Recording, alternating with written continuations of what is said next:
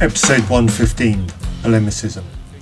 This is Matthew, and this episode of Still Unbelievable is a replay from an old episode of Ask and Atheist Anything, where Andrew and I have a conversation with David from Skeptics and Seekers about polemicism.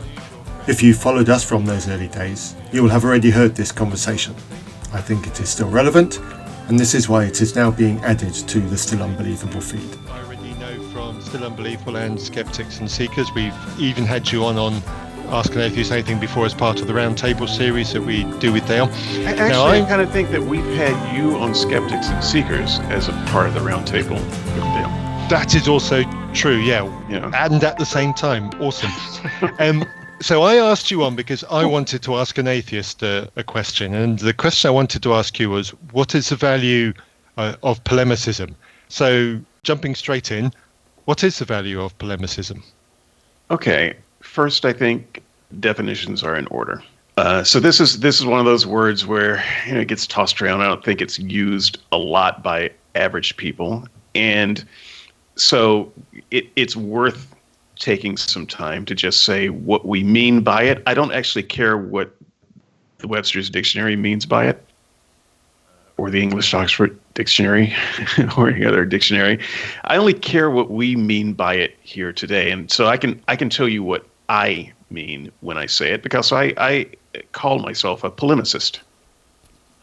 So my definition of polemic is to ridicule the ridiculous, to highlight the ridiculous. And I think that this is an important job, especially in a society like ours. I think in a lot of the world, people take themselves and their ideas way too seriously. One of the things that I like about America is that we don't take anything particularly seriously. We're very irreligious. We laugh at our president. In fact, when's the last president we had who wasn't the target of constant ridicule? I actually like that. I would much rather have a president that I'm comfortable with ridiculing than one that we revere. Because the one that we ridicule is far less dangerous, because we recognize their humanity. And there are no laws against that in this country, and there are never going to be laws against that, I hope. Because when people of power do and say things that are ridiculous, we need that kind of filter to be able to say, hey, wait a minute, that's crazy.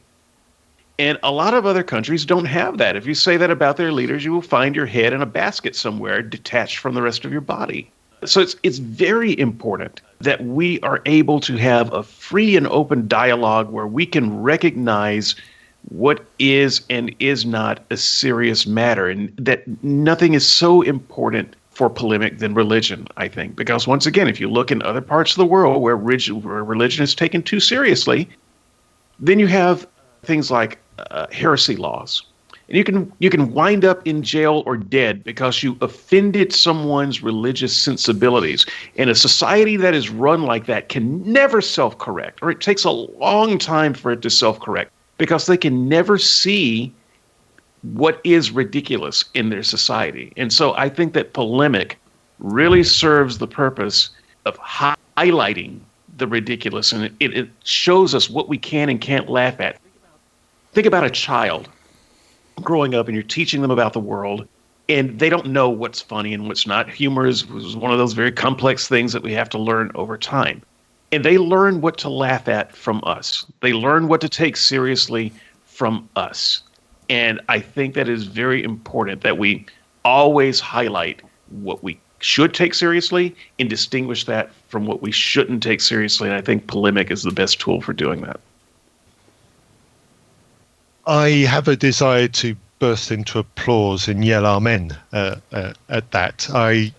There is nothing in that I can disagree with on any level.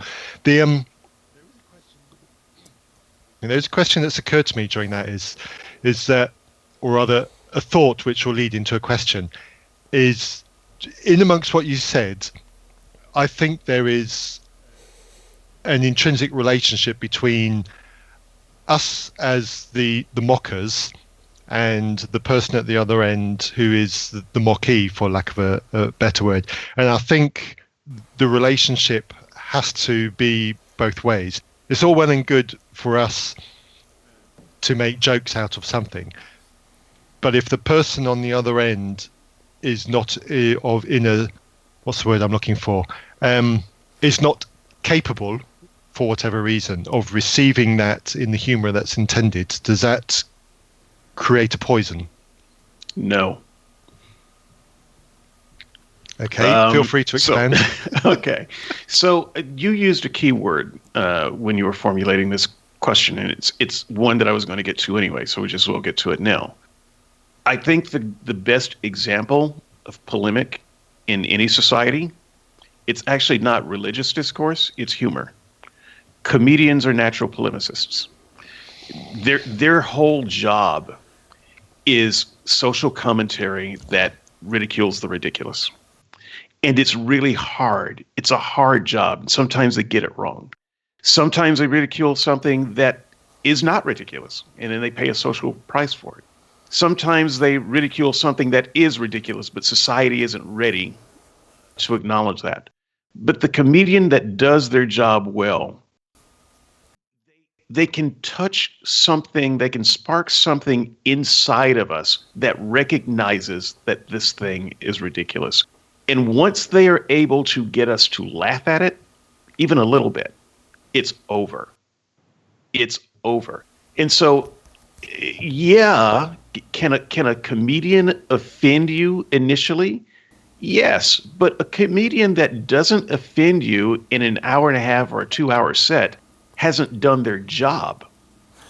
So they haven't done their job. So let me say something about polemic and taking sides here.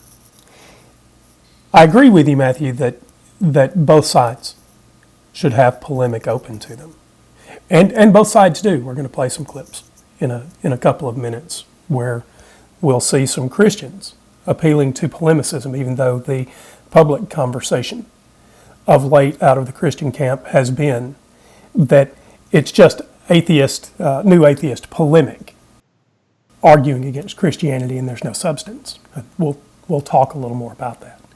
But polemic must have, at its core, an argument that is based on rationality, and polemic itself doesn't have a truth claim.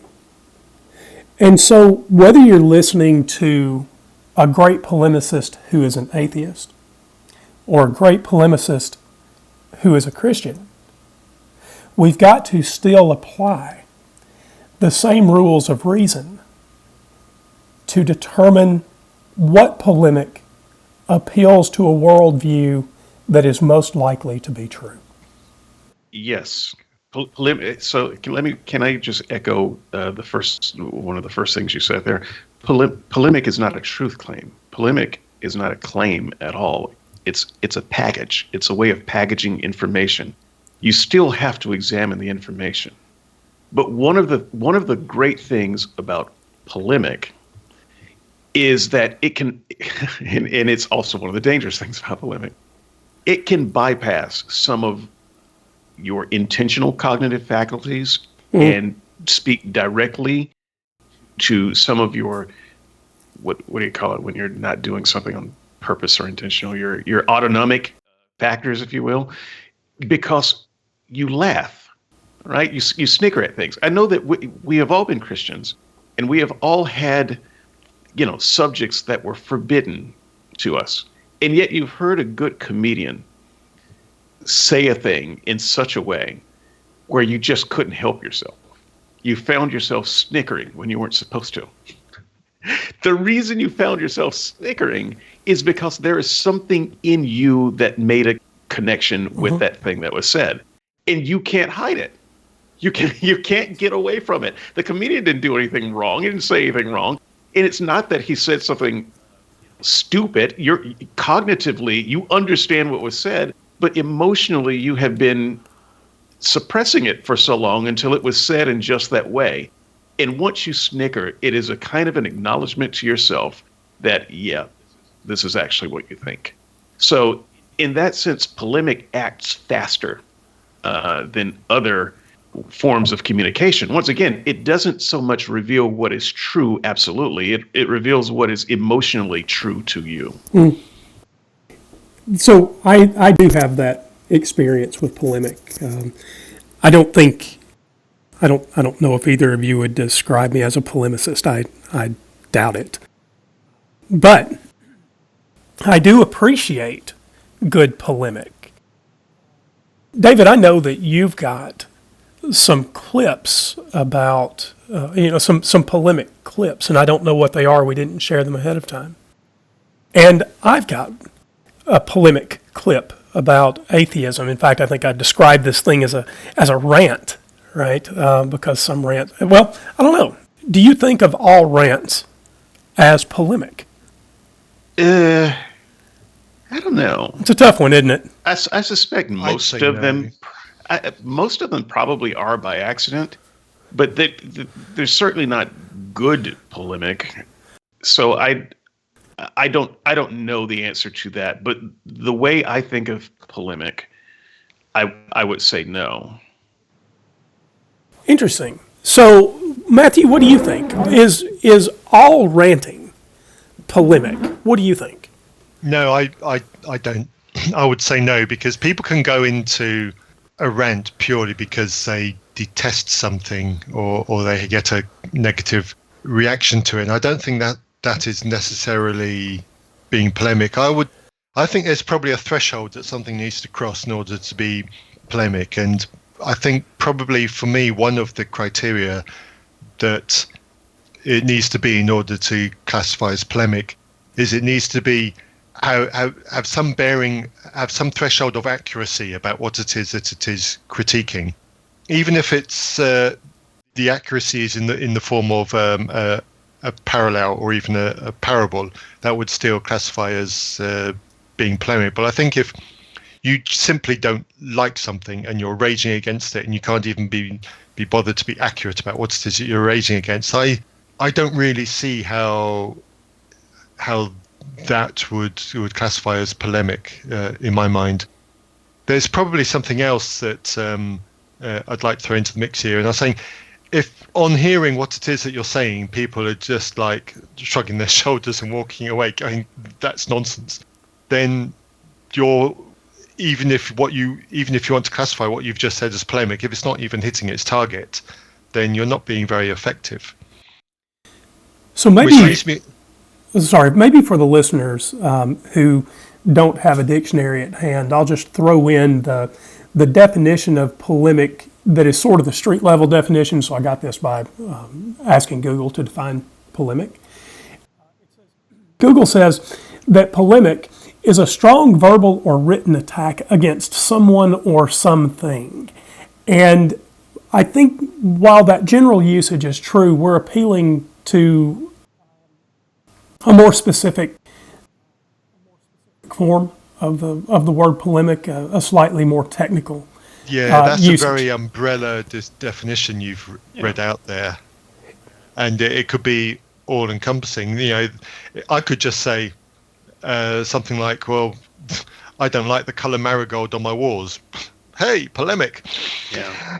I didn't think of that as a very strong attack. Now, come on.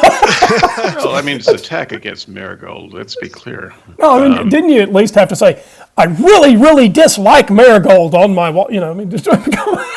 By the way, what color group is marigold? I don't even know what that is.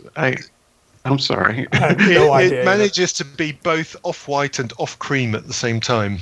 Whoa. Sorry, off-cream? What? How many colors are there? How does marigold? I've got to know. How does marigold differ from ecru? Okay, stop it. The spelling. Oh dear me, we've gone from we've gone from Mac versus PC to different paint swabs. I'm sorry I asked. So it all sounds like dirty wall, and maybe you should just clean it. That's probably right. So I know you guys have got clips you want to play, but I want to something what David was saying right at the very beginning brought up something in me. We have quite a famous comedian here in the UK called Frankie Boyle, and his trademark is to go after uncomfortable things in society, and he will make the joke that your smelly, single, beer-swilling, cigar-smoking uncle would say that everybody finds embarrassing. That's the kind of humour that he goes for. Personally, I find him very funny and very on point. He manages to mock some of the most despicable parts of society in an extremely effective way. Nothing has been safe from him, and he's brought subjects to the attention of the populace in a way that no other comedian has. Certainly, in a way that other comedians have not been brave enough to. And in the process of doing that, he has offended a great many people. There's a great many people who can't handle his style of humor. I mean, he's gone after child abuse in a way that makes you, as the person laughing at his joke, feel deeply uncomfortable. And I think he needs a platform purely on the basis of that, because if he can make you laugh and feel comfortable at the same time, I think he is doing an absolutely fantastic job. I think you two would like him if you were to Google him. But he used to have a regular slot on a primetime comedy panel show in the UK until he offended a few too many people, and now we don't see him on our TV screens anymore. And I think that's a terrible, terrible shame. I think we need that kind of humour, not just in this country, but across the world. So I guess where I'm going to is, we've talked about polemic in terms of a strong attack on something. What's the relationship between a strong attack and telling a joke about something that's deeply uncomfortable? There isn't. So I don't like the language, though, of strong attack, because I don't think that polemic has to be done in the negative. It could also be done in the positive. Now, maybe not according to Google, but the way I think of polemic, and I tend to think of it as a little bit more broad, I think that you can say a lot of things in polemic. You were asking earlier, what makes a thing a polemic, and I think the thing missing from your description is it has to have a targeted message. It's not just you ranting against the color marigold. It's not just you expressing the fact that you're mad at something. No one cares. That's not a message. It is a targeted message. You're trying to make a social commentary. You're trying to say something that affects change or makes people think differently about a thing. And so it's a very important thing. It's not trivial, and it's not mean. I mean, it can be mean, but it doesn't have to be mean. And I'm going to play some clips here when I'm allowed to illustrate some of my favorite polemics, and maybe if I get a chance, I'll talk about some of my favorite polemic influences. Okay. Well, go ahead, Matthew. Sorry. Oh, I was just going to say, I'm assuming that some of the things that you've got are religious-based, because we haven't mentioned specifically religion yet so far in this, and we are. Mine are all religion. Yeah, and we are. I say all. I have two. They're short. And we are a podcast that specifically talks about the relationship that religion has with people who do not uphold that religion. And there seems to be a very special relationship between polemicism and those of religious bent.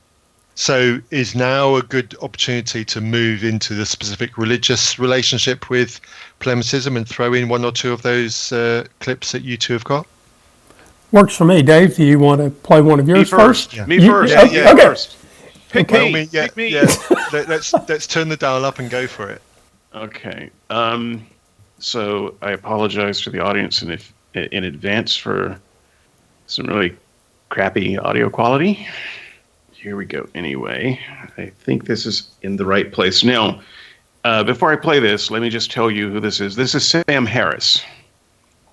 Now, you may not think of Sam Harris as a polemicist because he's so soft-spoken. He chooses his words and considers so carefully. So if you think in terms of atheist polemicists, you're probably thinking about Christopher Hitchens. And don't get me wrong, I love Christopher Hitchens. Sam Harris is twice as smart as Christopher Hitchens. He's half as noisy, and I think even more cutting. And so I would say that Harris, even when he's wrong, he's smarter than the person in the room who's right. And I think he uses words in a way that's extremely effective, and almost everything out of his mouth would probably qualify as a polemic. So here's a clip where I think he really defines polemicism in a way that connects to me. So here we go. I mean, you can broadcast. I mean, this is constrained by our common sense in every other domain of discourse. We just take, for example, the people who think Elvis is still alive. Okay, what's wrong with this claim? I mean, why is this claim not vitiating our academic departments and corporations? I mean, I'll tell you why, and it's very simple. We have not passed laws against believing Elvis is still alive.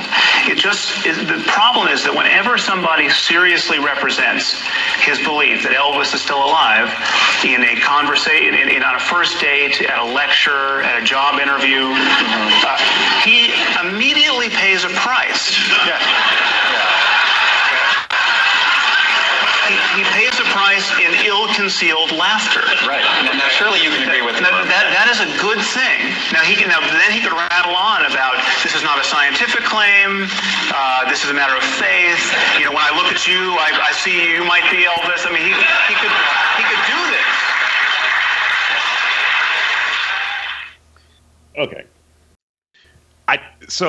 I think in his discussion with a I don't even remember who he was in discussion with. It almost doesn't matter. I think that this clip both demonstrates as well as defines good polemic. So I am shocked to hear that Sam Harris thinks Elvis is dead.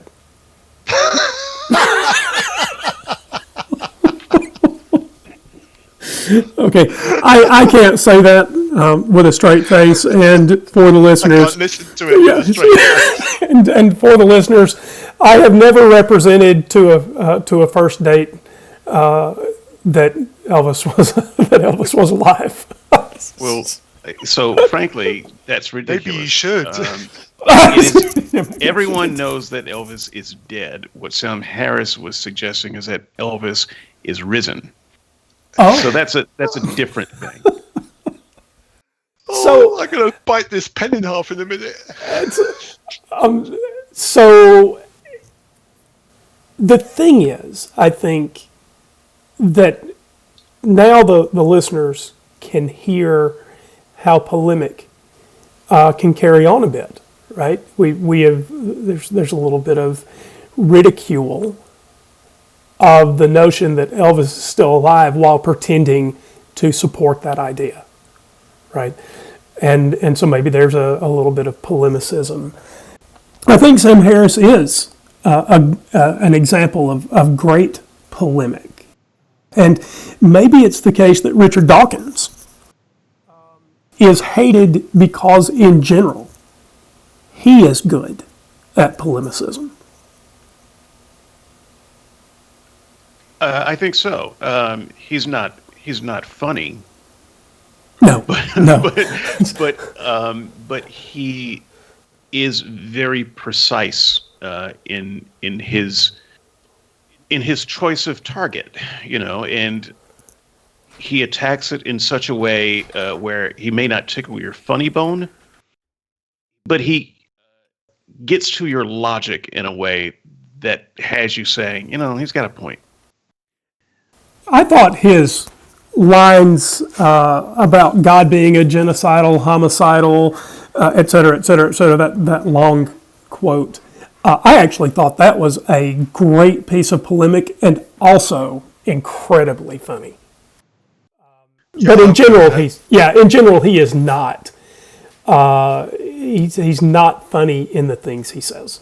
So I know I just did one. Can I do one more? I only have one more. Please. Go on, go for it. And so this is another Harris. And, maybe later in the show here, I can do a reading. Is it a cold reading or is it oh, sorry, never mind. It's a dramatic reading. It's a dramatic reading. It's a piece of one of Sam Harris's speech. It's too long to play, and I didn't really clip it, but I've used it in other things. But here, this is Harris talking to some more people about something. As you can see, it doesn't really matter. So I wanted to plant a flag there where you all can see it, because the God that our neighbors believe in is essentially an invisible person. He is a creator deity who created the universe to have a relationship with one species of primate. Lucky us. and he's got galaxy upon galaxy to attend to, but he's especially concerned with what we do, and he's especially concerned with what we do while naked.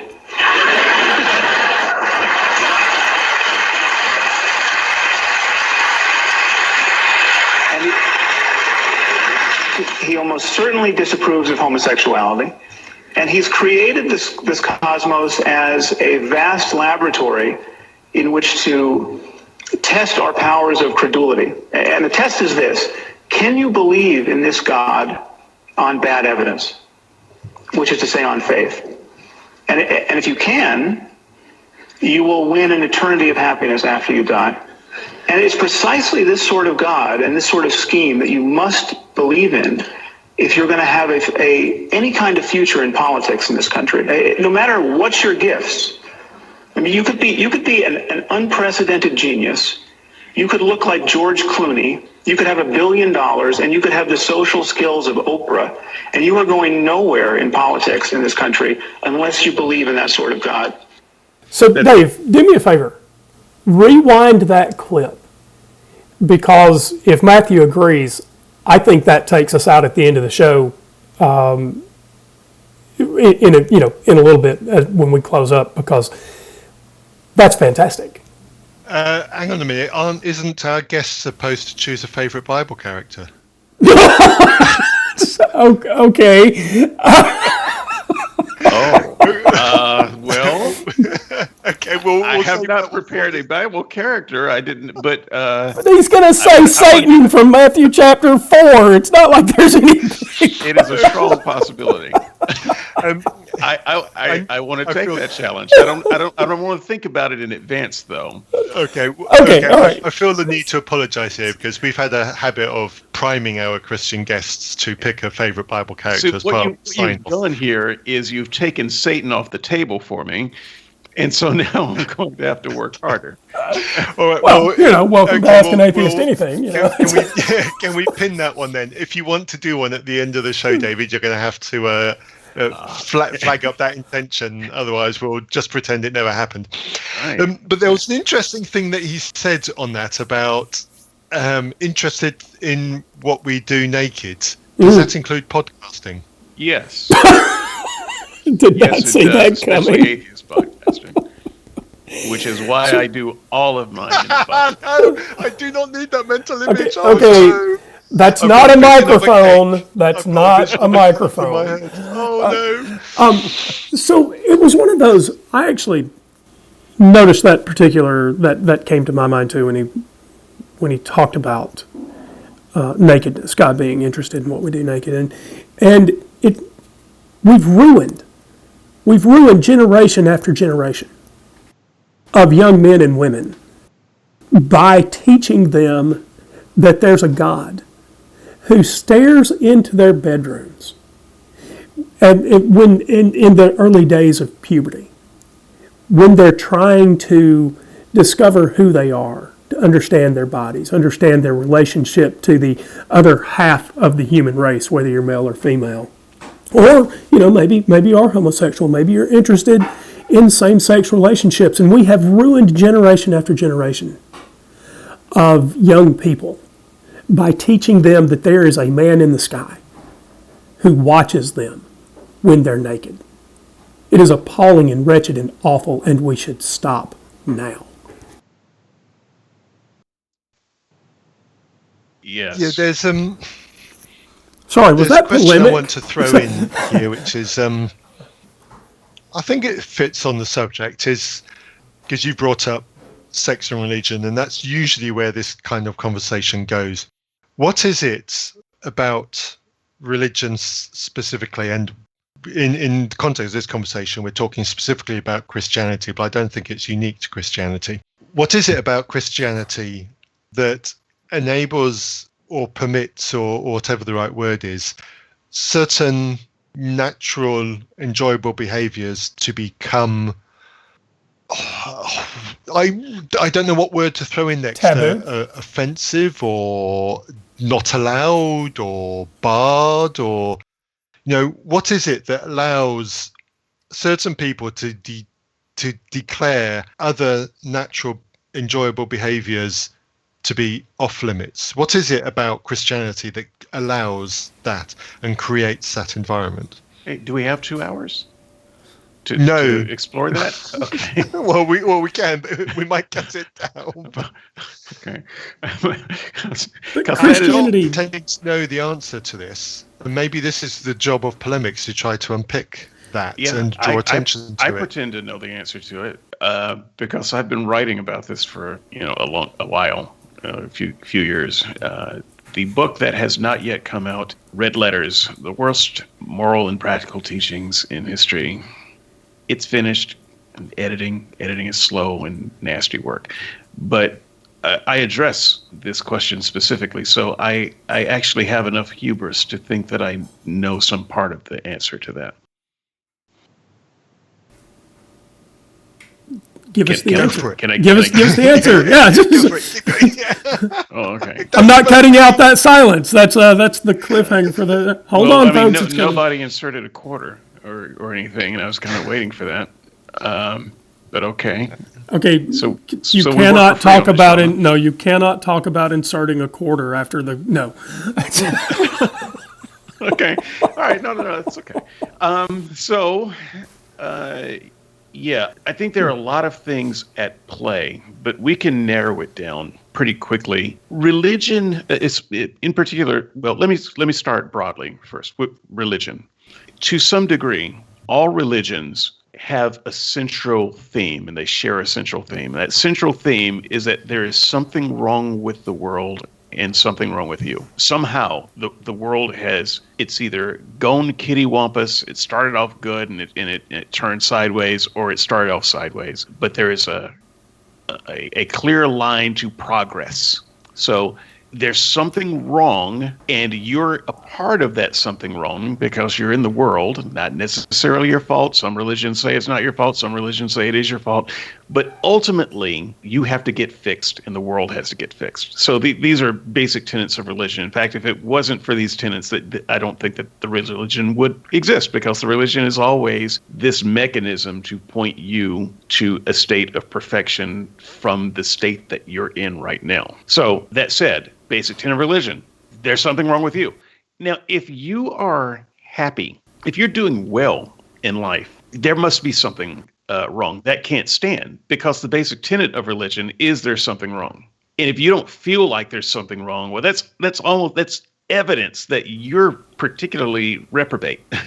So to participate in this idea, to help its members participate in this idea, I think that many religions, in Christianity, early Christianity would be one of them, has gone to the extreme of saying you cannot experience worldly pleasure. I mean, you can, but we have to redefine pleasure so that it involves pain. So Jesus enjoins his followers to take up their cross and follow him. Christians are told that those who live godly in Christ will suffer persecution. We're given in the Bible this idea that those who are blessed, those who should be happy, blessed are those that mourn, for they shall be comforted. Why is mourning such a good thing?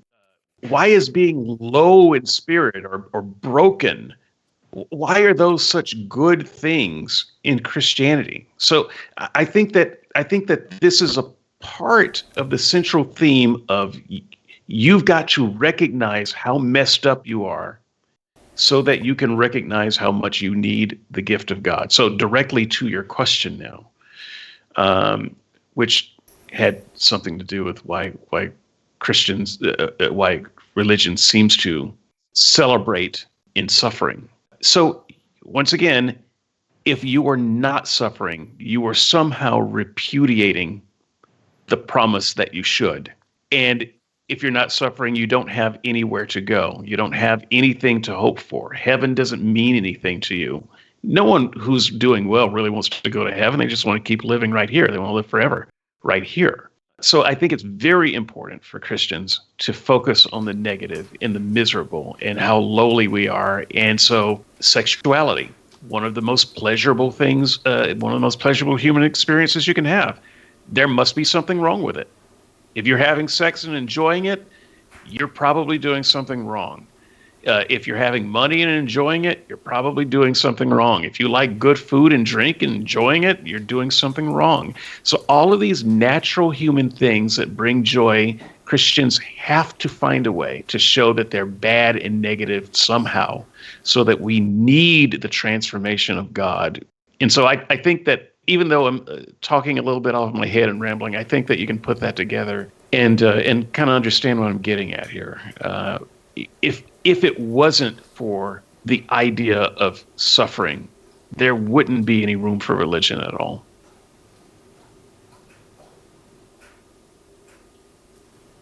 That's a good thought. I needed a pause there. I think that's a good fine ending thought on that. Anything you want to pick up, Andrew? Did you want to link to any of the clips that you've got, or did you want to unpack that more? I'm going to let that stand because I want to think about it a little bit as well. The thing that I think, maybe as one rejoinder, I think that there is something in our nature that suggests that we get something out of personal sacrifice. We are social creatures. And one of the things that we enjoy, one of the things that gives us an endorphin rush, one of the things that makes us feel good, is an act of giving. We have sympathetic neurons, mirror neurons. We have portions of the brain that monitor and deal with egocentric response. We're social creatures. And one of the powers of religion is to invite us into a community and to play on that self-sacrificial nature. The problem with the self-sacrificial nature is that it has invited systems of religion that use tokens like substitutionary atonement, right? So Jesus was so giving that he gave himself for us, right? John 3:16. And in a social community, and we're social creatures, there is an implied obligation that we all feel when something has been done for us. Car salesmen are great at this, right? I've given you a great trade-in on your old car. And because of that, you're more likely to spend more on the new car, not to negotiate as much on the new car. And so we're social creatures, and religion plays on that social behavior. And I think that's all I've got to say about that. So here is, after having listened to Sam Harris, I can only say that this next clip I think is not particularly good polemic, but I think Christians do take it as good argumentation against atheism. So I don't know how much we will comment between the three of us after this clip, but I'll ask the listeners to think about the two clips that David played with Sam Harris versus this next clip of a Christian involved in the broader definition of polemic against atheism. This clip's a minute and 19 seconds. Here we go. It's amazing. I don't like to get on the subject of evolution with atheists because they just freak out. They're like, oh my, I can't believe you don't believe in evolution. Why would I? It's stupid. You have to actually defy science. Oh, it's scientific. Well, what about this? Oh, I never thought of that. Oh, I never really even crossed my mind. Because we live in a school where it's just fill in the blank, fill in the blank, fill in the blank. They're not taught to logic. They're not taught to reason. I thank God I was in a home where I at least got taught how to logic, you know? And you know what all these atheists have in common? You know, they've been attacking us online. They put out a little 2-hour documentary trying to expose the one pastor and I put out, and Brother Brandon put out a 2-hour documentary. You know what all these atheists have in common? Video games. They all play video games. And Harry Potter, you get on their channel, they're in fantasy land. That's all they ever do. They can't think for themselves. They sit back and they drink Coke all day and sit behind a video game system and then wonder why, you're crazy, Brother Powell, for believing in a creator. Oh, you're insane. No, you're crazy, and you need to get off the video game system, and somebody needs to preach to them the gospel of Jesus Christ, and so that they can be saved. That's what we need. And I'm sick and tired of these stinking video games messing with people. Okay, amazing. That's what we have, ladies and gentlemen. David lost. I was trying to take it seriously. I was trying to.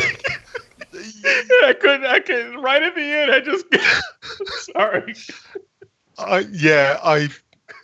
I struggled to unpack the connections there. Get off those stinking video games. I mean, here's the thing. I agree with it 100%. Can we get this guy on a show? So, let me tell the listeners how to look this up. This was a 22-year-old preacher ranting against atheism. 22. So I think what I will say, just to mirror his polemic style, is very proud. The problem that he has is not with atheists. It's with the fact that he can't fucking get a date. We're a family-friendly show, mate. Oh, okay, so we'll cut out the four. Sorry.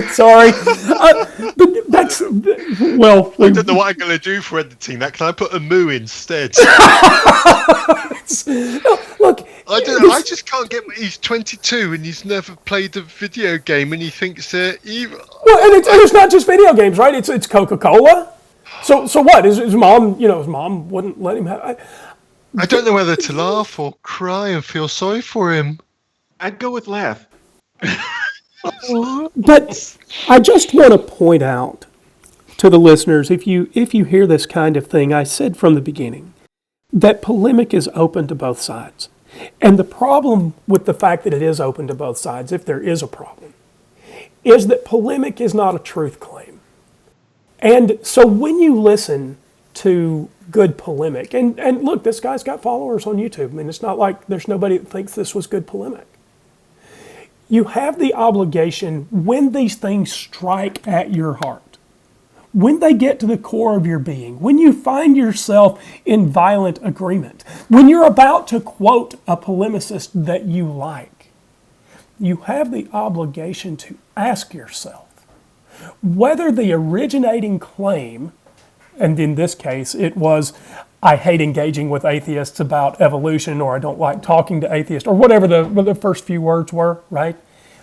He immediately left the idea of talking about evolution to talk about video games and Coca-Cola. And the problem then is that if you think this was polemic, it was particularly bad polemic because he didn't engage with the subject that he opened us up for. He left that to engage in ad hominem attacks. I'm pretty sure he doesn't know all atheists, right? I've never met the kid, as for instance. I'm not a big video game player, and I'm not a Coca-Cola drinker. But I am a serious atheist. And so when we hear polemic, because it is the thing that can get past our guard of reason and understanding and non-contradiction, etc., we've got to be even more guarded when it is someone that we might tend to agree with. So let me. No, you go, David. You go. I just want to throw in because it was the one comment I had, and then Andrew stole it. Oh, sorry. Asshole. So, moo. Oh, sorry. Yeah. So, no, really, I was just saying that to highlight my point, which is good polemic is not ad hominem attack.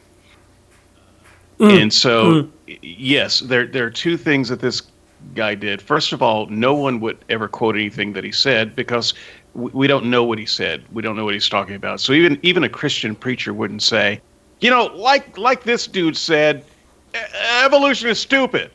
That's not very quotable. There are a remarkable number of Christian preachers saying exactly that, though. Well, that's not particularly useful for their side. I mean, there are lots of ways to say, that evolution isn't the way to go in a polemic fashion that would be useful, but that wasn't it. And it's it's also not good polemic when you just say, those people are stupid. Those people are bad people. You're not actually making a statement about anything. You're just pissed off. And so that's kind of what we're talking about earlier. He started off maybe trying to make a statement, but then he just devolved into being pissed off.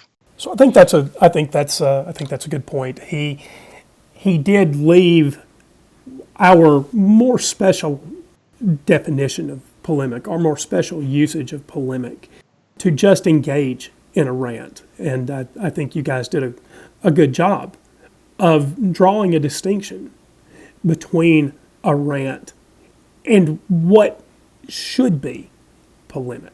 Yeah, I think that is a good segue into the point I wanted to make as a result of that, and that was to have a general question that's as much to the listeners to consider as it is for us, is when you hear someone giving out some polemic, what is as an individual, what is your reaction to what it is that you hear? We, the three of us, see quite regularly on the Unbelievable discussion board in particular, but it happens elsewhere, online, rants or even polemic, if you want to call it that, against evolution, which are better quality than what we've just heard. Not a lot, but they're slightly better than what we've heard. And what is our response when we see that? I know that my response when I see that is, now he's got some factual inaccuracies there. No, he's not representing that correctly. When I was a creationist, which I was once, I don't have it in the calendar when I exited that belief, but there was a period of time when I was a creationist, and I would argue for creation, a literal 7-day creation. And there was a group of friends that I chatted with on a daily basis online. I still chat with these people online. I think this online chatting has been going on for about 20 years. All started as part of Car Club, and we've grown up and had families and changed jobs, and some of us still do car stuff, some of us don't. But that's been the history of this. This whole point of this was car interest and doing track days in our cars, and I had a rally car at the time. And so that was the interest there. So my interest in this group of people was nothing to do with religion. It was purely the car interest. But as happens, it came out, not only was I religious, but I was one of those kinds of religious people. And there was one particular day, it all came to a head.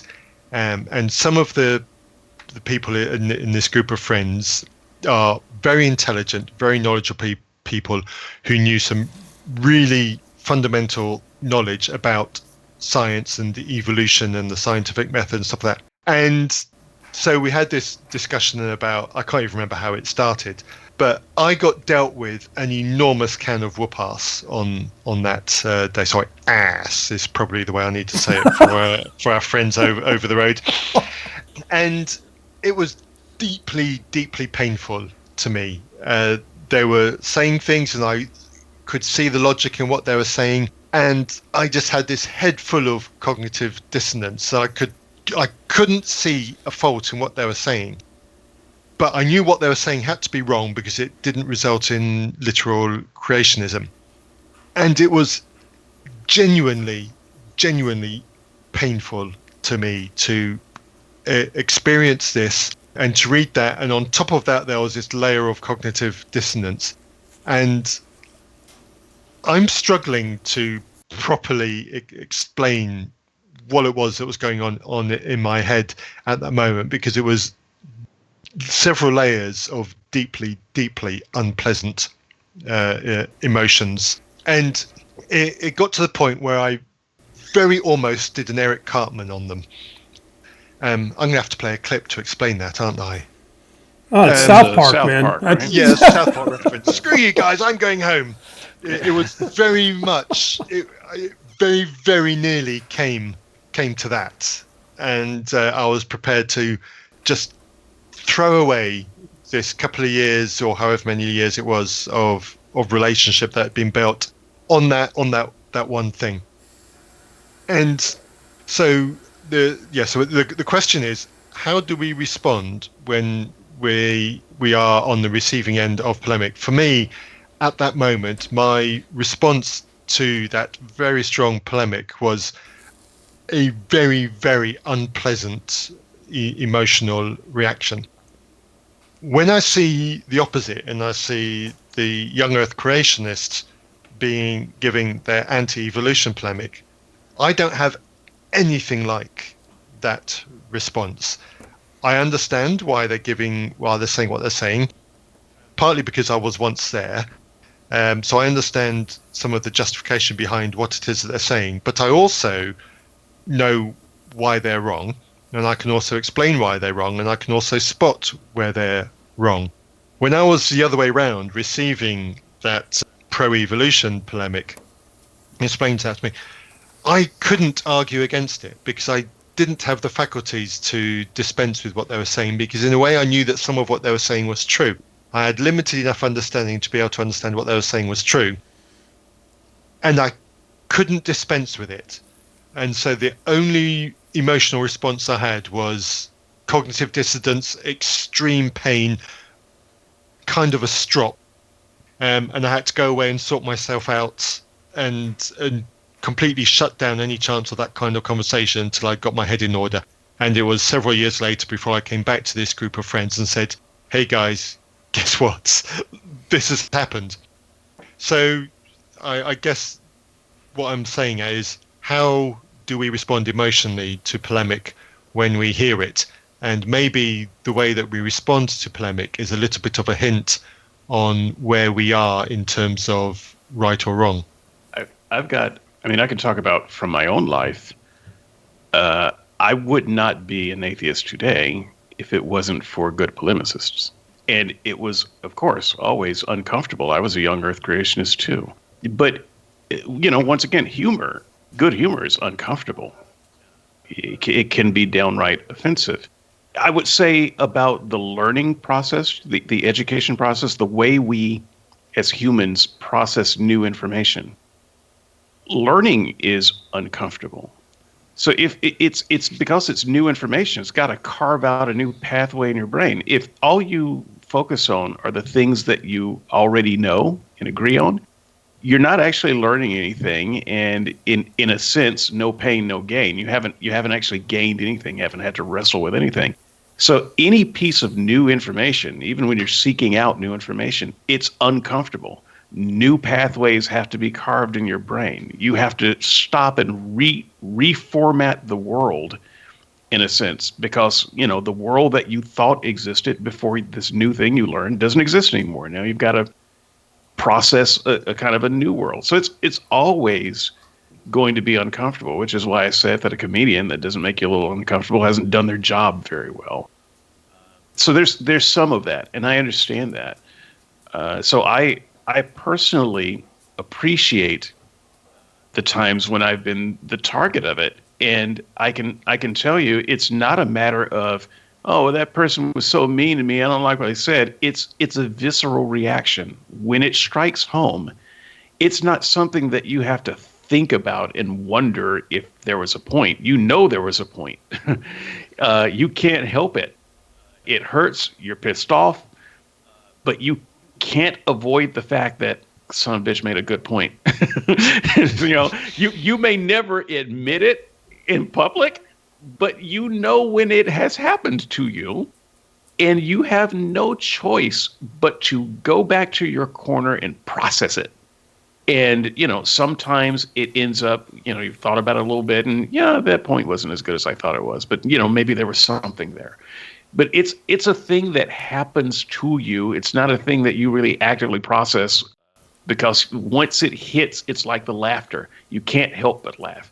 And once it digs into your cognitive factors, you can't help but to appreciate what it's done to you. It has done something to you, and you have to address it. And that is the power of good polemic. Yeah. I'm actually better at laughing at myself now that I'm atheist than when I was a Christian. Now, that might be down to my personality rather than a specific fault of religion. I'm just throwing that in as an observation. Well, honestly, Matthew, we're all better at laughing at you too. So, why am I the only one laughing? Sorry. I don't. Oh, sorry. I was just about to say, I can't hear Andrew laughing. I was about to accuse you of dropping off. No. Look, I have been struggling with whether something that was said to me in my early work life as a Christian was polemic or not. It is perhaps the most important 7 words ever said to me by a colleague. We were discussing the nature of truth. And I had made the typical Christian claim. This guy's name is Sean. I think I mentioned him on a past roundtable. So for those that have heard this particular part of my story, my apologies if it's a repeat. I was talking to Sean, and Sean's a scientist. He worked with me at a place where I worked. And I had made the claim that there were objective truths in the world that couldn't be denied, words to that effect. The typical Christian claim about objective truth. And Sean said to me, in the calmest, friendliest, most engaging way possible, the next 7 words. Truth is a process of successive approximation. And that's where he left the conversation. In fact, he bowed out and said, I've got to go teach a class. And I don't know whether that was polemic or not, because it was said in a way that we don't think of as being particularly polemic. David, you mentioned Sam Harris being a good polemicist. Sean said those words much in the same way that Sam Harris would have said them.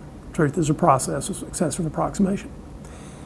And I will just say that those words worked on me regularly for the next 15 years. So can polemic be said in a nice way then?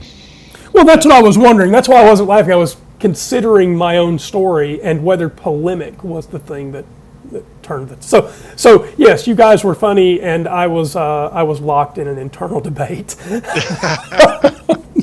Yes, polemic does not have to be mean. I think that's the beauty of it. But you can use it to fit your personality. If you're mean, you can use it that way. It's a knife. I mean, you can use it to cut a tomato, or you can use it to cut a throat. So, what do we have, Dave? What was it about polemic that was so powerful for you that it ultimately became a key element in your style of engagement? There a point? It's undeniable. It's undeniable. You can't. If someone just says something and uses reason, if you're very smart, you can use reason to counteract it. You can out-reason them and then go home and your life is not changed. Your mind is not changed. a nice, friendly conversation you can have for 3 or 4 hours, and that not affect you. I mean, it can affect you, but it doesn't have to. But polemic is immediate and it's undeniable, and when it cuts, you feel it. Yeah, but I think that's why it's so effective. That's how it was for me, and I think as I have used it, that's how I've seen it happen for other people. When you use the right words, it makes a difference right away.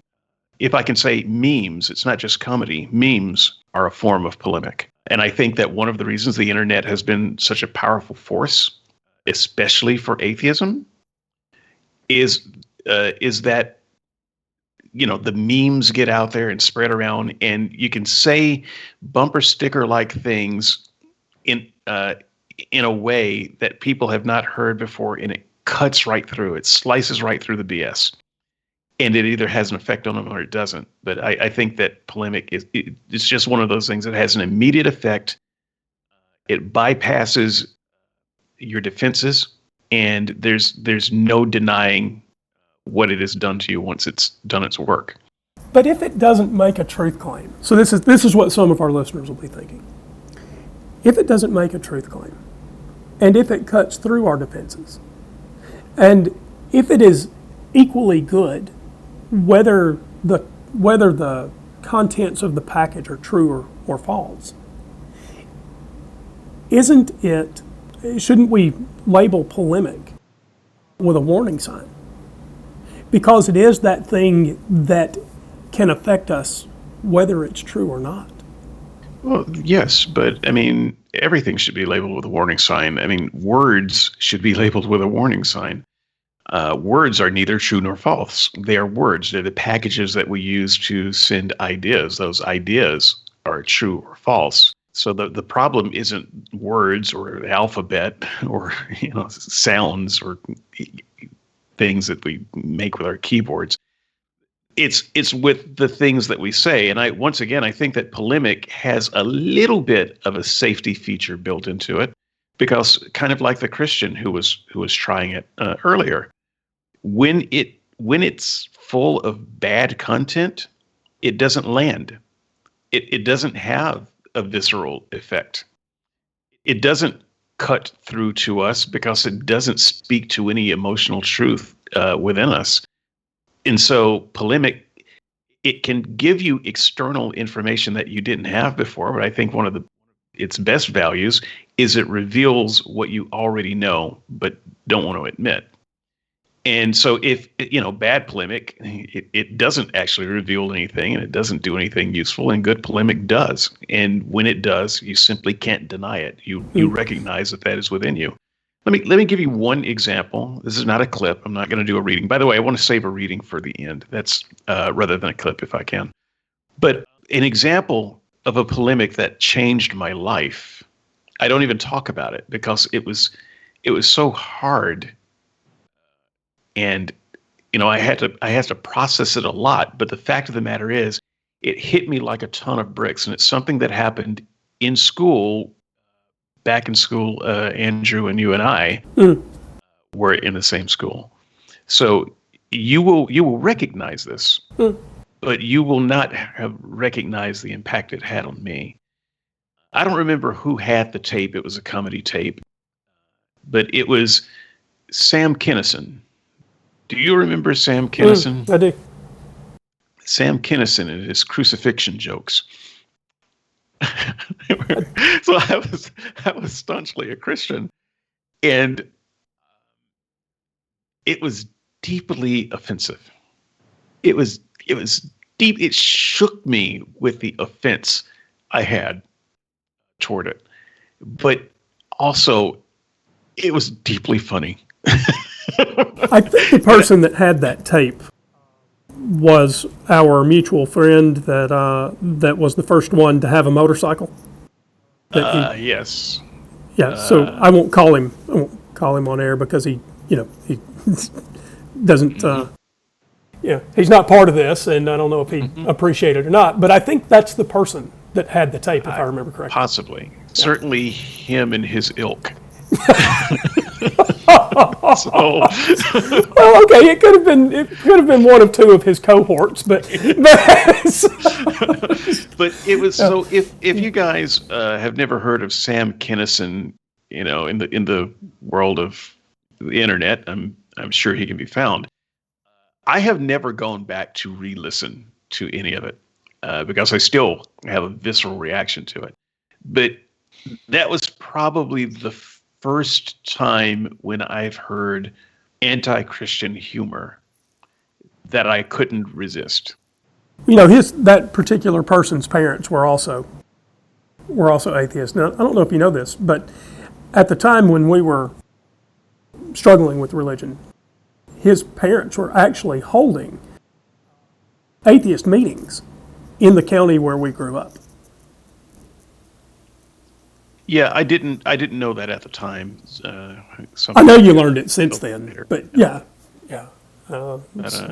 Yeah, so that's an example where the polemic was, it was uncomfortable, it was unwelcome. I could have started a bar fight over it, but internally, when all the lies have been told publicly, something undeniable had taken place, and I realized I kind of want to hear that tape again. By the way, if you're looking for another one of my influences in the comedy world, George Carlin, there's a clip, maybe, I don't know if you guys do show notes or not, but 10 of the best minutes of atheist comedy are given by George Carlin. Once again, it was the same type of thing. The first time I heard it, I thought that's deeply offensive, because I was a Christian the first time I heard it. And when I heard, well, George Carlin is dead. In fact, this is how I found out about this particular clip. People were saying, "Oh, George Carlin, he died. Did you know George Carlin died?" Well, you know what? I had never heard of George Carlin. So I looked him up. It was like, I'm glad he's dead. This guy, but it was so funny in a cutting way, because I recognized that he was pointing out the ridiculous in things that I held sacred, and I could never view them quite the same way anymore. I'd like to throw in a slightly counter voice here, and then, as is usual for me, I've got a couple of examples. I've got counter proposal here, so it'll be interesting to see how you two respond to it. I imagine it might not get a lot of tolerance, but let's give it a go. Sometimes it's better to be nice than to be polemic. One of the reasons, if I may be so bold as to speak for the two of you as well as myself, that we listen to the Unbelievable podcast, is because the host, Justin Briley, goes out of his way to be as nice as he possibly can. And I've had conversations with other Christians on the Unbelievable Facebook group. One example where I was trying to engage somebody in conversation, and all he could say was how evil and how terrible atheists were. So I made some comment about, could you please engage in a pleasant tone, please? Because the way you're talking is disincentivizing me from engaging with you. And his response included the word snowflake. I can't remember what else he said, but I think actually very shortly after that, he left the group. So that was the end of that one. The second one was a bit more telling. It was somebody I'd had a couple of engagements with. And I can't remember what the conversation was that we were having. But I was responding calmly to him, and he was saying something else, but I wasn't taking any of the nonsense that he was saying. So I was calmly but firmly pushing back. And he ended up threatening me, saying, if you can't do such and such a thing, I'm going to block you. So my response was, well, are you here to make threats, or are you here to engage in civil conversation? He blocked me. So I'm going to dare to suggest that I wasn't being polemic. I was trying to be nice, and that sometimes being nice is the better way to be. Yeah, how's that working out for you? So So here's the thing. Some years ago, I made a conscious decision that I would rather be clearly understood than to be liked. And also, I would rather be effective than to be liked. If I can share a story, a Steve Jobs story, it's floating around among all the Steve Jobs books that are out there. Steve Jobs was walking down the hall with Johnny Ive, and Johnny Ive is the one that everybody likes. He's very nice. He runs his department in a very friendly way, very team positive. Steve Jobs, not so much. Steve Jobs was telling Johnny Ive, his friend, they're very good friends, you're an awful person. You're an awful person. You don't love these people. You don't love the company. You don't care about your work. And Johnny Ive was taken aback. He didn't understand what Jobs was talking about. And Jobs said, your problem, Johnny, is that you care more about being liked than about putting out great product. And you take crap from your team because, you're too weak-kneed and spineless to tell them the truth and put the product first. Now, I'm not a huge Steve Jobs fan. Don't hear you wrong. He was an ass. But he made good product. And I think he was right in this narrow way. It's much better to be effective, depending on what realm we're talking about, than to be liked. So there are a lot of people who are liked, who are not very effective, who are not very clear. One of the reasons that they're liked is because, they're not really clear about what they really believe. If people understood what they really believe, they wouldn't be liked so much. And I think that is dishonest. I think it is unfair to the issue that you are supposedly championing, and it's ultimately disingenuous to the people that you're supposed to be being nice to. If what you believe is that you're going to burn in hell when you die, I would rather be talking to a Christian that says you're going to burn in hell when you die.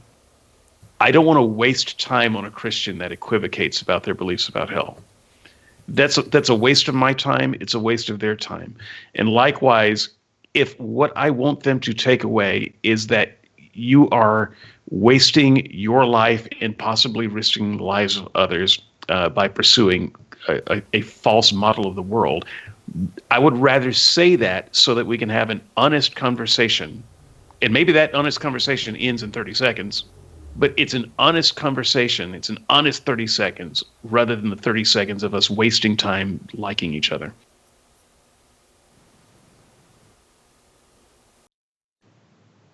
Matthew? I'm still processing. Go ahead, Andrew. Okay. It's a good response. I'm still processing it. I think it's possible in most cases, maybe not in all cases. I think it's possible to do both. There's a word that we use in role-playing games called charisma, right? It's how good someone is at engaging. And there may well be those situations, and I think there are those situations where polemic is called for, where you're not going to reach the person because you either don't have the right relationship or they're particularly closed off to reasoning and argumentation or whatever it is, where we do have to use polemic. But I think that, at least my experience, suggests that it is possible to do both, to phrase our words in ways that are engaging, even when we might want to be particularly polemic. And so if people have read me over on the Unbelievable boards, maybe you think I'm a little two-faced here. It's possible. But I think it is possible. I think it is available to us to try to be both. And where and when we can be both liked and speak truth, we have the potential to deepen a conversation and prolong a conversation. Because some people just don't respond well to being engaged through polemicism. So Dave, I wonder what you think about that, because you're happy to engage, you're happy to claim polemic as a key tool. Though I will say that's not your only means of engagement, so I'm not tagging you with just being a polemicist. No, it's not my only means of engagement, but it's my most effective.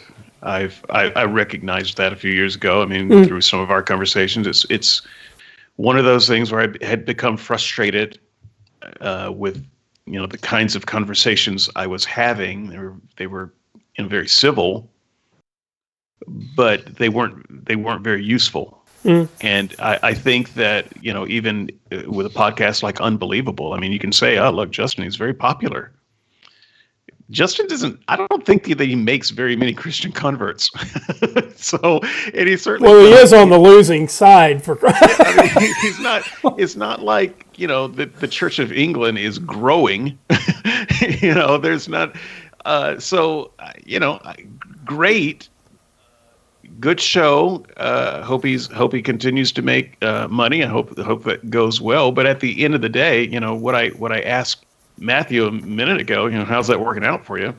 Ultimately, I don't think it is working out for people. I think that the people who actually make a mark on either side are the ones that we often don't like. So let me ask you a question. That's a good point. And I like that you brought Justin into this. Are you saying that if Justin was more polemic, or maybe not, I mean, we don't have to necessarily include Justin, we could include his Christian guest or whatever, right? So if they were engaging in better polemic, however that would be done, so it doesn't necessarily have to be Justin, it can be his guest, but it could be Justin too, or any combination, right? Do you think they would win more converts? And what does that do to the idea that there is a key claim, a sort of implicit small claim of polemic, that it can and should be truthful? It sounds like you're saying that polemic can be the thing that converts people even when the position is false. Sure. But it's so one aspect of polemic to me is less about truth or falsity and more about honesty. I think that the thing that I would criticize Justin on, and by the way, I like Justin, so people should understand I've always liked Justin. I still like Justin, despite whatever differences I might have with Justin in terms of style and things. But I think that the biggest criticism I have of Justin is that he's not honest. I mean, I don't mean that he's a liar. I mean that he's not straightforward with his beliefs. We've talked about that, and I agree with you.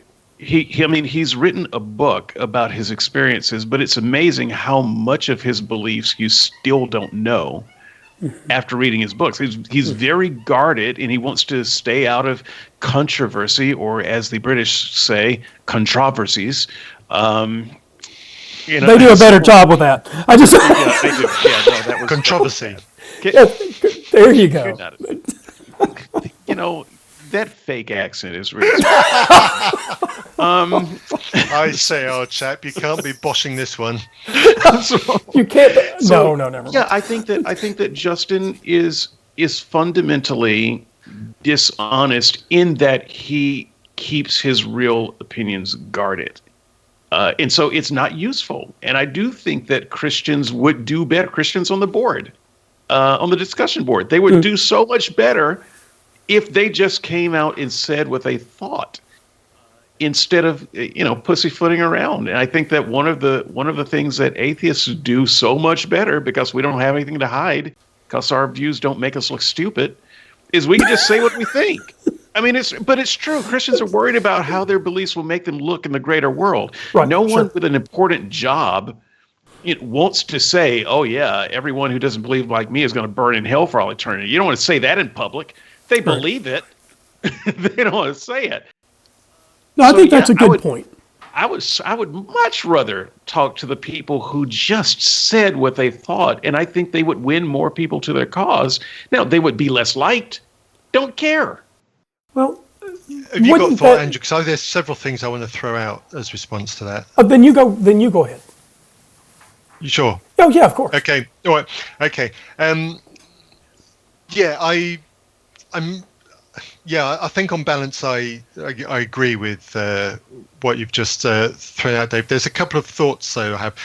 One is I listen to pretty much every single Unbelievable episode. Often I listen to them twice. I don't listen to every dogma debate episode, certainly not all the way through. There's only one. You can't because they hide it behind the damn paywall. Okay, so the free version. There's only Sorry. one that I can tell you. There's only one dogma debate I've listened to all the way through, and that was one with our friend Dale on it. I don't listen to every Atheist Experience episode all the way through, but I have heard some where people have said, "You've helped me on my journey out." So clearly for me as an individual, there's something about Unbelievable that attracts me, which doesn't attract me to Dogma Debate or Atheist Experience. But you made the point, David, about conversion. There's only one of those three shows where I've heard someone say, "You've helped me on this show." Actually, no, that's not true. People have written into Unbelievable and said, "You've helped me with my faith." So I'm misspeaking there, so I'll abandon that. But in moving on about the dishonesty, well, I don't think you have to fully abandon it, because I listen to both of those shows too, and it's far and away more people affected by AE than by Unbelievable. And I would also say, even within the context of that show, you don't have to like that show or prefer it over other shows. Just inside of the context of that show, more people call to talk to Matt Delhoney than they call to talk to Jen Peoples. Jen Peoples is smarter, she's nicer, but you know who gets the biscuits baked?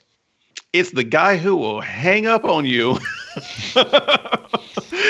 because at the end of the day, he will have more honest conversation in 5 minutes. And cut through the noise. And so, I just thought I would save that a little bit. I do think that you get a lot more of that. Okay, that's a valid comment, and I welcome the interruption for that. But speaking to the dishonesty that you said, and I feel the same. There's and it's even before you'd made that comment. I was listening to an older show of Unbelievable today, and Justin had somebody say, "Why don't you have somebody who's a Christian and a flat earther on to talk to them?" And Justin's response wasn't, "Because it's nonsense." His response was, "I think that's too fringe for me to be able to get good representation." And it's pretty much the same as his reasons for not having young earth creationists on. He will say, "We've done it several times and it's off to one side." What you won't hear him say is because it's nonsense. And I'd like to come much more relevant. And I was talking to this with Andrew early on before we got on the call and hit record. In the UK, there's been very recently a high-profile case about a teenage Muslim girl who fled the UK with a couple of friends of hers at the age of 15 to go and join ISIS in Syria. It's now 4 years later, the girls are 19, and one of these girls has had 2 children already who have died. Heavily pregnant with her 3rd child, she made an appeal that we would let her back into this country. And Premier Magazine, Christian Radio, the parent organisation for Unbelievable, put a blog post up on their website which said 4 reasons why we should let this woman into the UK. And they made a blog post on their site and they published it onto their Facebook page. And I followed this quite keenly. And there were some quite unpleasant comments on that. And the unpleasant comments that really jumped out at me were unpleasant comments by Christians about not wanting this traitor and other worse language back into this country. Anyway, a couple of weeks after that, the news hits that she's had her baby, and then a week or 2 after that, the baby has died because of lack of medical care. So my mind's going, okay, the Christians didn't want this pregnant woman into the country. As a direct result of that, the baby has died. These same Christians were at a similar time supporting the anti-abortion person on Unbelievable. And I'm thinking, okay, there's a problem, a contradiction here. There's something here that can be used in a polemic way. So I went to look for the Facebook page, the Facebook post. It's gone. They've deleted it. There's clearly something embarrassing to the Christian message about some of the things that these Christians were saying. So again, there's a dishonesty there, and there's a discomfort. And I am very much, we've had this conversation before, so I don't want to pull all of that up, but I'm against deleting comments in this kind of context. They should stand as a record. Incidentally, the podcast that Andrew and I recorded a couple of weeks ago, which went live this morning, and this morning will be 4 weeks in the past by the time this goes live, which got our last episode guest on, Ernest. We had a fantastic conversation with Ernest. The only reason why I got Ernest on to talk to was he put a blog post up on Premiere, which had loads of comments, and I interacted with him in the comments and we connected. All the comments under that blog post have completely and utterly disappeared, and it's no longer possible to post comments on there. I'm not even aware that there was any polemic underneath that blog post, but they've gone. So that speaks into the dishonesty, but that's aside. So yeah, so my point is, there's a dishonesty, and I agree with you, David. We need just being nice because it's nice to be nice, but you're not telling the truth isn't a good place to be. I'm done. All right. So, are we close to putting a wrap on it then? I'm close to wrapping. Okay. I know drop a beat for me, somebody. I know where the edit button is. That's all I can tell you. You pathetic little rabbit looking so absurd. Give a listen to me. I'm the best you've ever heard. Anyway. I do know where the edit button is. I know. So, Dave, I'll leave you with the last word after saying this. Will you have a character to share as well, David? Oh, yeah, I got a character. Okay, cool. All right, then have your last thought and we'll build. There's not a rapper in the Bible that I'm aware. Okay. So I think all I want to say here is never, ever let your emotion control your reason. Yep, that's a good one. You're here. That's all I got.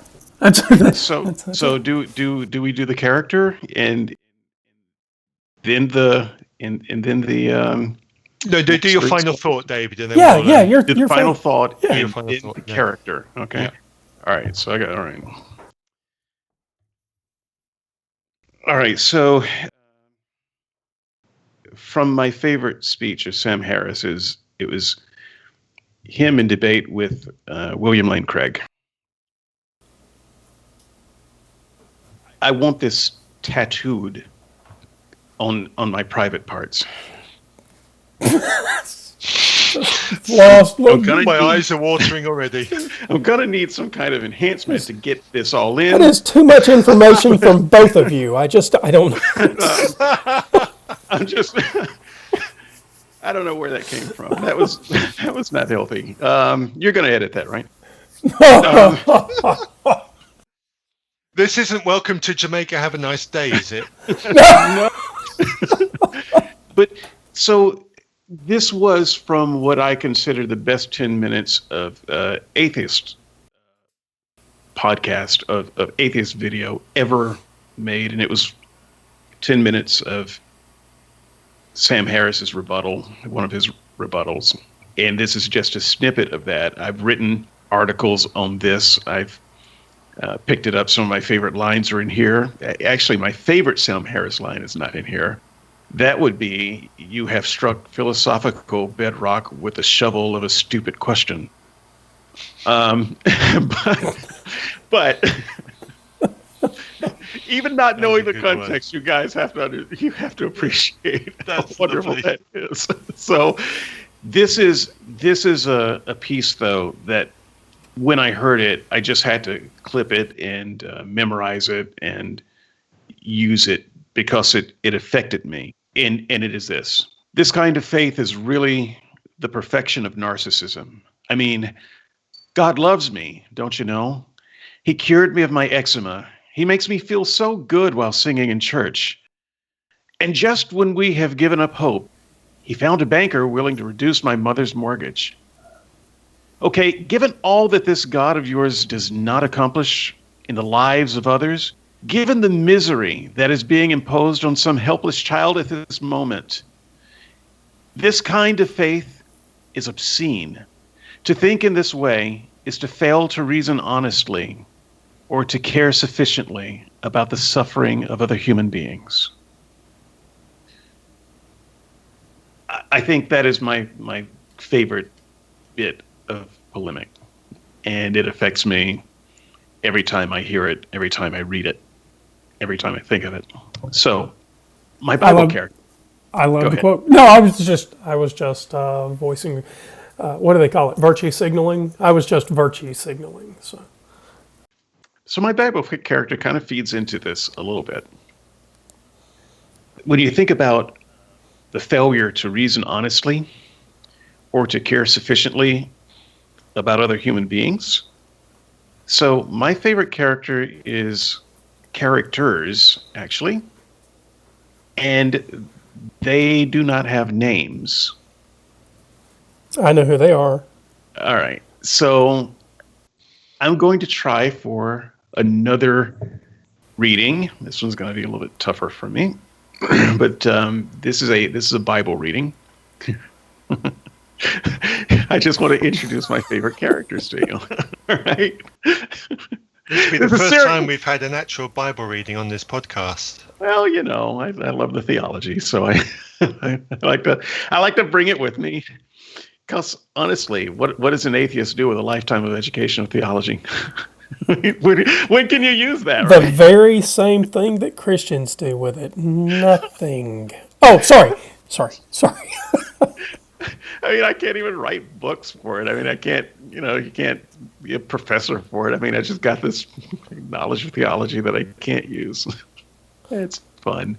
So, Job, chapter 1, verse 13, the print's a little bit smaller here, but I'm going to try it. Now the day came when Job's sons and daughters were eating and drinking wine in their oldest brother's house.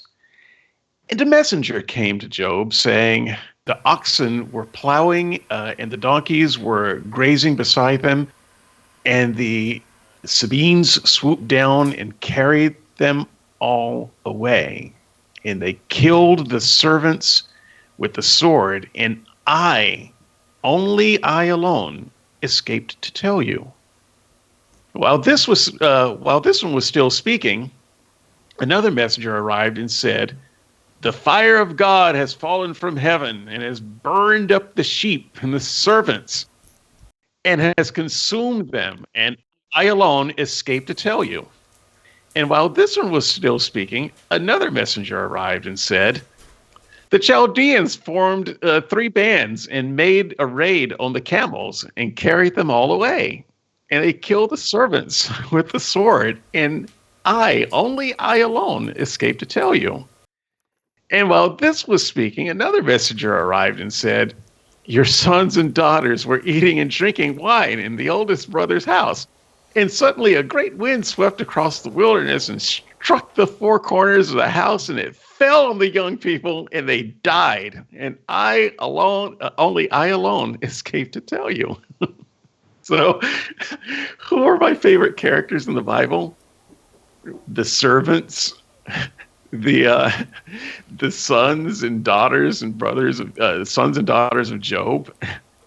They were so insignificant that they don't even get names. There's a bar bet between God and Satan, and Satan says, if you let me make Job suffer, I bet he curses you and dies. And God says, oh yeah, give it your best shot. So Satan wipes out all of these people each of these times, The servants, oh yeah, they're all dead. And the sons, yeah, house fell right on their head, killed them. Christians don't even stop to look at these deaths.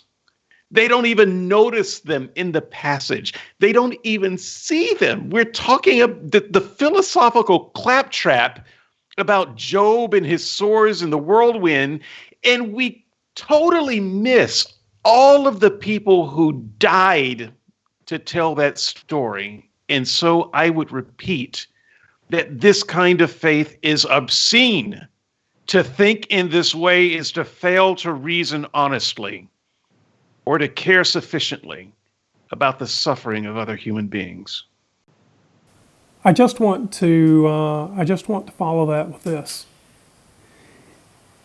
The Lamb's Book of Life, right? The story that we tell about the Lamb's Book of Life is that there are names that are in it and names that are not. The saved are in the Lamb's Book of Life.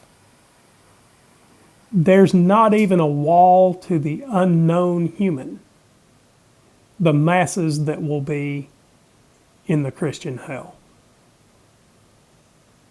Christians are willing to overlook, the broad is the gate that leads to destruction, narrow is the gate that leads to salvation. For every name in the Bible that will be in the Lamb's Book of Life, there are untold masses warming the floors of heaven by burning in hell. Thank you both. I was very tempted to say, and on that pleasant note, but that would have kind of spoilt the moment. So I spoilt it anyway. I had no idea how this recording was going to go when I invited it and when we cooked it off. Is enjoy the right word? This has been a good recording, actually. It's been nice to hear your input, David. It's always a pleasure to hear your input. This was, I hope, challenging and thought-provoking to our listeners. It certainly was for me. I don't know how clear I made it during this, but I'm torn on polemicism. My personal opinion is there are times where it's good and there's times when it's arguably not appropriate. So my relationship with polemicism is uncomfortable, is probably the only honest way I can describe it. Thank you both for this. And on that, it's goodbye and thank you. Goodbye, everybody. Thanks for having me. Thank you, Dave. And he's created this cosmos as a vast laboratory in which to test our powers of credulity. And the test is this: can you believe in this God on bad evidence?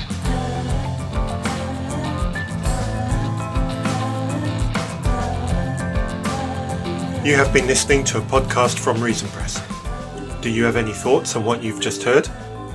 Do you have a topic that you would like us to cover? Please send all feedback to reasonpress@gmail.com. You might even appear on an episode. Our theme music was written for us by Holly. To hear more of her music, see the links in our show notes.